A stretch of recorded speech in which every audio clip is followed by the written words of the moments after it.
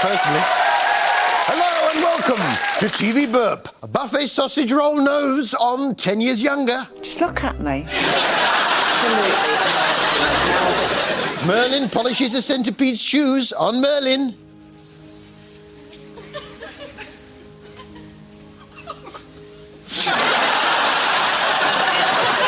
And Patrick is a little accident on EastEnders. First, I've got to go. Change my trousers.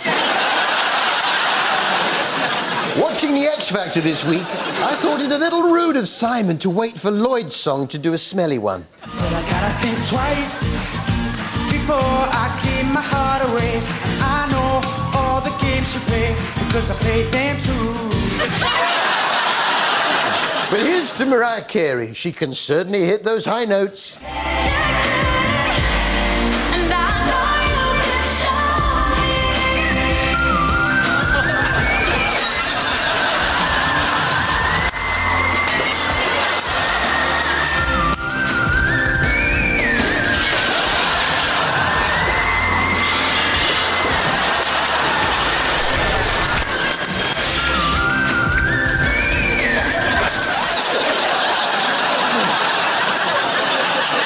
In it, darling. I wonder whether they've managed to track down any poltergeists on Most Haunted. There's also a lot of poltergeist activity reported here. When you came to investigate this place before, did you experience any poltergeist activity? To be honest, no. School of Saatchi now on BBC Two, in which art expert Charles Saatchi searches for a new young artist. Saatchi himself refuses to be filmed for the show. Bit daft. So, who are his eyes and ears? The art experts who will advise him. Kate Bush is one of the UK's most prominent curators. She's changed a lot since Wuthering Heights. Still, good luck to her. Then there was Frank Cohen, who in this cold weather has a way of keeping his eyes warm. And, yeah, it's about to start. Double glazing. Then there was artist Tracy Emin, who is, of course, famous for that bed. I think that the bed was special because it looked like something you've seen before, but you haven't seen it before. You've only seen your own bed. I haven't. I saw my sister's bed once. She went down the shops and left her door unlocked. It looked different to my bed because it had a man in it called Roy.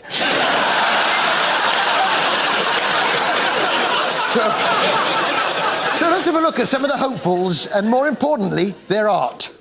Eugenie made it through to exhibit a new work at the gallery. She must now face the panel again. This time, her artwork consists of a whistle hanging from a handrail. Which would be perfect for a disabled referee with a balance problem. But what did Tracy reckon to it? Would you say there was some kind of sexual connotation with that work? With the lipstick, with the blowing of the whistle, the holding of the handle, you know?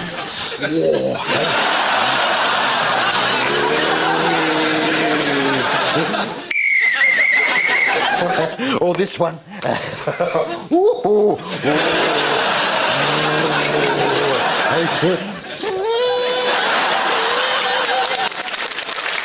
I an artist?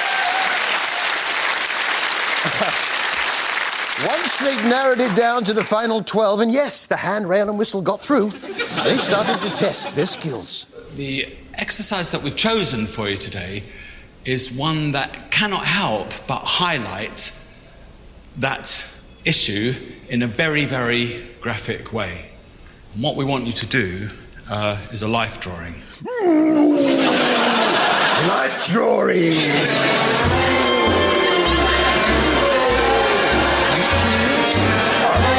That's enough, grow up. Life drawing in which a person strips off and poses in the nude. Let's see her then.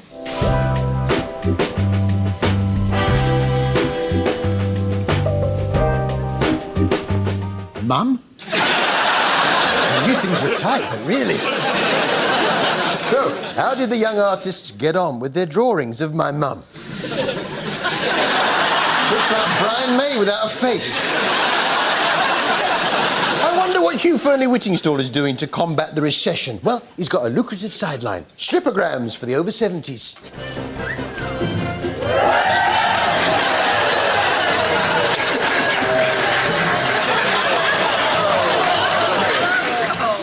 So, what else was Hugh up to? I'm off down to the beach at Exmouth with my son Oscar and his friend Will to join my French friend Natalie and her family on the rocks. We'll have a nice time. Send us a postcard. I'll probably just go to my sister's and watch X Factor with her and her friend Roy. So, what's the recipe this week, Hugh? Now I'm ready to cover the rabbit with the liquids it's going to cook in. And they are cider, water, and rather a lot of rendered pork fat or lard. Pork fat? That amount of pork fat? Are you mad? He's lost it. That amount of pork fat? It's ridiculous. I've never seen such a crazy amount of pork fat. Now, I know this looks like a really scary amount of pork fat, but don't panic. When it comes to potting it up, only a little bit of the fat will go in. Phew, wow. I was going to say, it did seem a lot, hence my panic. This week, Hugh was out hunting rabbits. And what's the best place to hit them? In the pumpkin patch, right in the pumpkin patch, at the back of the pumpkin.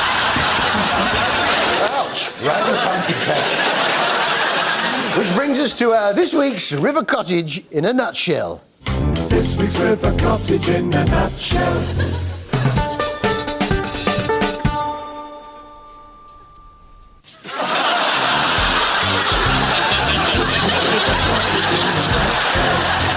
Right then, let's find out what BBC Three have been up to. Hello there, I'm George Lamb. We've been to every corner of the UK in search of young, talented butchers. Sorry, I thought you said butchers. Who will be crowned the first ever BBC Young Butcher of the Year? Yeah, it's Young Butcher of the Year. We haven't made it up, it's a real show. And in an interesting career move, it was presented by Six Music DJ George Lamb. He's smart. He knows you don't get anywhere in this business without a catchphrase. 5, 4, 3, 2, 1. Stop making sausages. 5, 4, 3, 2, 1. Stop making sausages. It's not exactly... Bring on the wall! But at least it's not... Bring on the wall! So, let's have a look at some of the hopefuls. A few months ago, our hunt to find Britain's top young butchers got underway. We've sorted through a mountain of applications... Hang on a minute. Go back a bit. There was one I like the look of. Our hunt to find Britain's top young butchers got underway. We've sorted through a mountain of applications... Yeah, I don't know what it is about candidate 1034 Paul Herbert, but...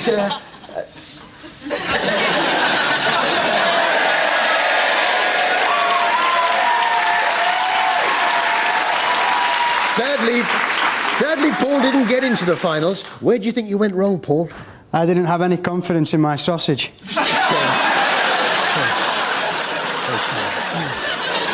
Let's have a look at a few of the finalists. Our second finalist from Lincolnshire, 23-year-old Jim Sutcliffe. I love experimenting with meat and coming up with new products.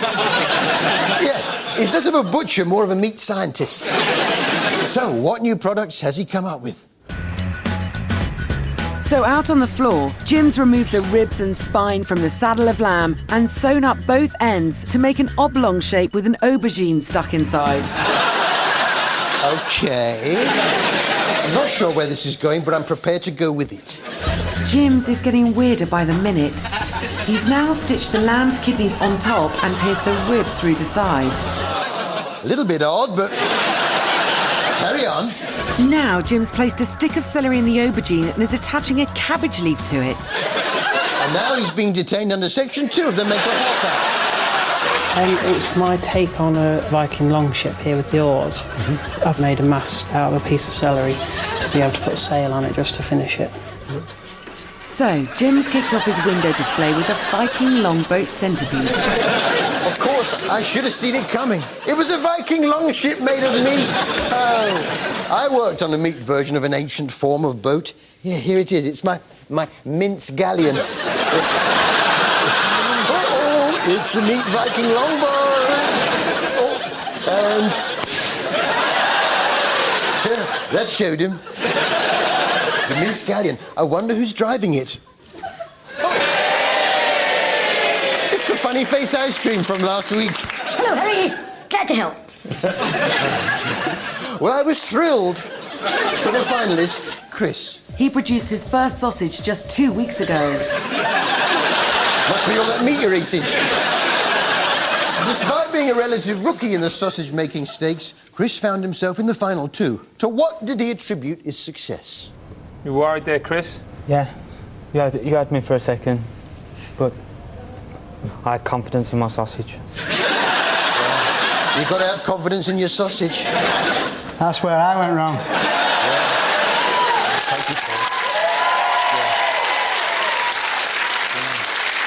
So it all came down to the tasting. Wow, sausage o'clock, guys. It's sausage o'clock. Is it? Well, the big sausage is on the 12, the little sausage is on the 9, so that's... sausage o'clock.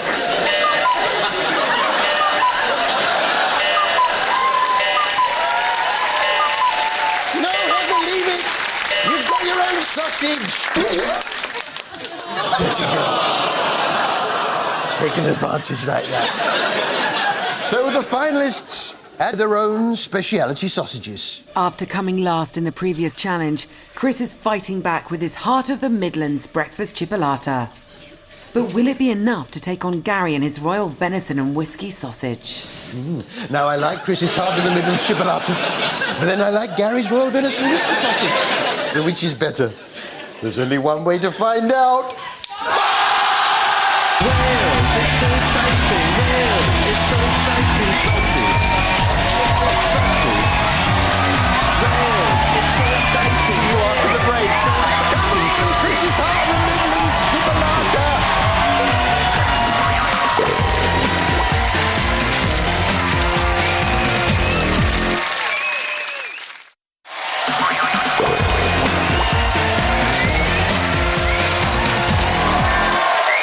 Welcome back to TV Burp. Attack sausages on Merlin.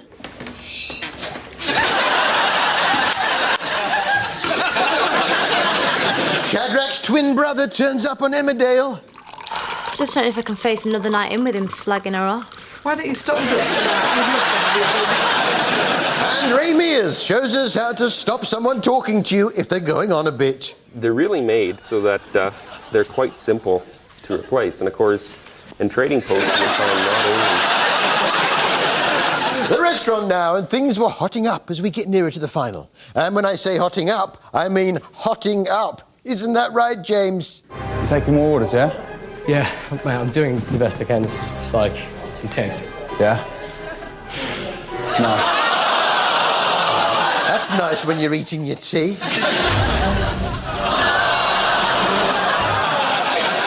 That reminds me of something. Be safe. It's unless it's concealed, they can't get in. You don't suppose. James, arms up. There you go. Harry, that's fantastic. I feel much better.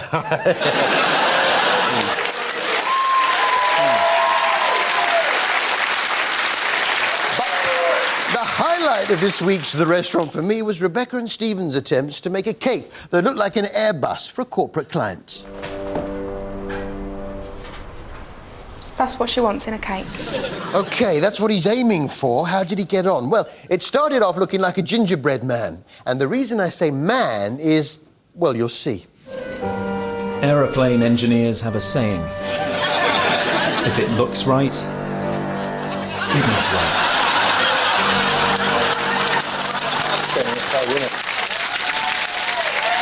Please, give him a chance. He hasn't iced it yet. Because when it's iced, it takes on a completely different look. Yeah, it looks like a polar bear wearing glasses.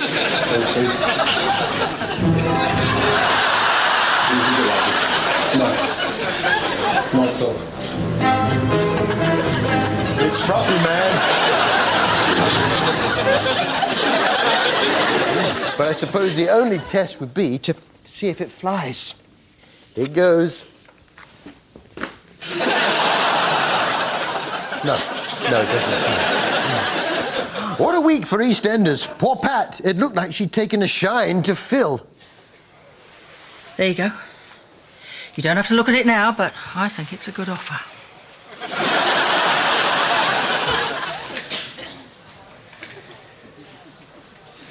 Oh, I wonder what it says.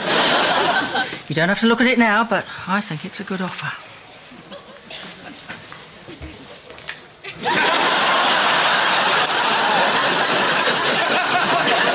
Yeah, it's not a bad offer, but maybe she should rethink.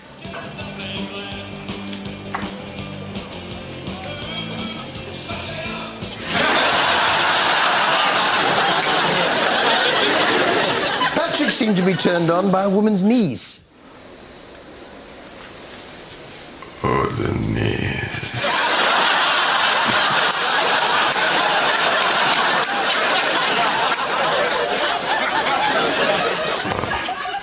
Sorry, I did try. I wouldn't mind, you couldn't even see Denise. I suppose it was just the thought of Denise that got him going. Patrick! Yeah. Look, have you seen the time? It's sausage o'clock.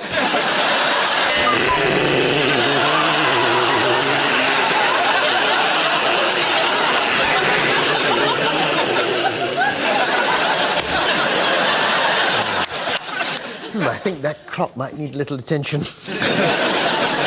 On Casualty this week, I was shocked to see the length some people will go to get a nice piece of French cheese.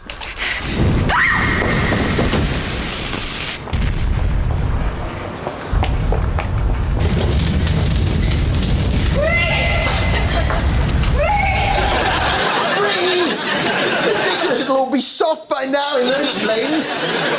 Competition time, and where did the knitted character go this... Excuse me. What's that? Casualty? But the fire! It's not in my rescue sausage, Harry. No, stand him down, Heather. He's on his own. Even if there are gas bottles in there that could explode at any moment, sending him flying through the air.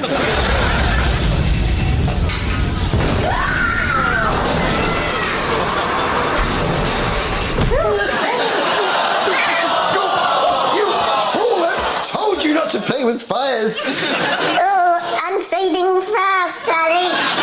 Oh, it's worse than I thought. What's going through your mind as you lie there at death's door? All the places I've been this week.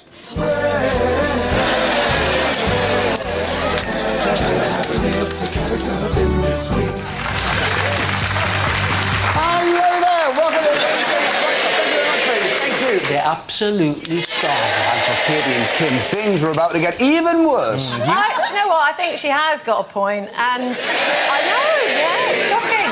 Rebel with the treble, plus my bass in your face. You beat back to the grace. Listen to the beat. Stoke versus Portsmouth. Sorry, at the bottom of the top half of the table. Pumpkin salad. So we've got big. It's not a big British ingredient. Is it? And for those reasons, it deserves its place on the Edmonton Wall of Fame. We'd all be battling for this. The golden juggling balls. You do so much. I mean, I know you're going to be finishing before this weekend. Yes, yeah. So that's Zoe Kleiman on online games you can play on sites like this. But what about the big games machines themselves? Sadly, saying goodbye. Today is a celebration. It marks the start of National Curry Week. Oh. So if you've got a made-up word with the letter T, send it in to us.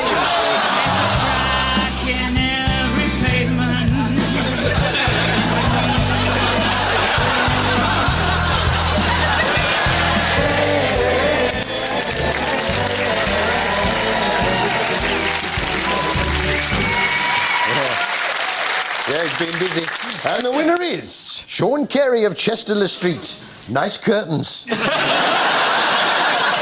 that concludes our competition. Goodbye, Harry. He's dead. Sorry, kids.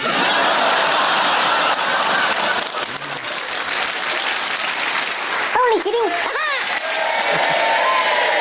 Oh, well, he lives to fight another day. Not really, it's a different one.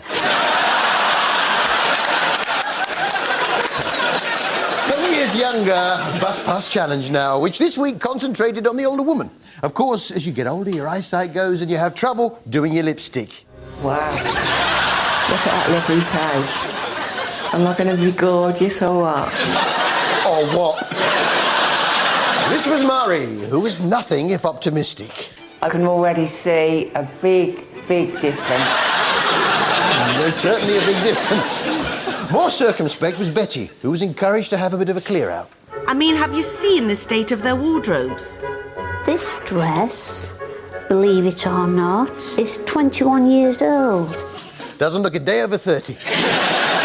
Because it's not just about plastic surgery and makeup, it's about other ways of changing your look, like your glasses. I've worn specs since I was 5 years old, but then, there was horrible little things. There were little, like, metal, little rounded things, the type John Lennon wore.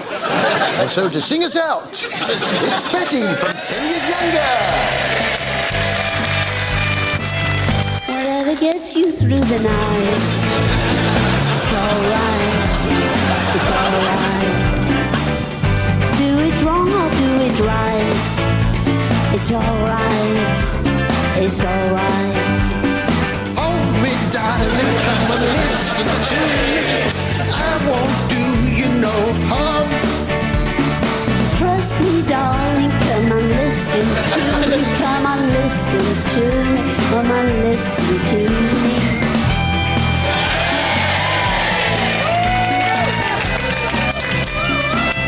Whatever gets you through your life, it's alright, it's alright. It is alright. How was that? That was alright. That's all from us.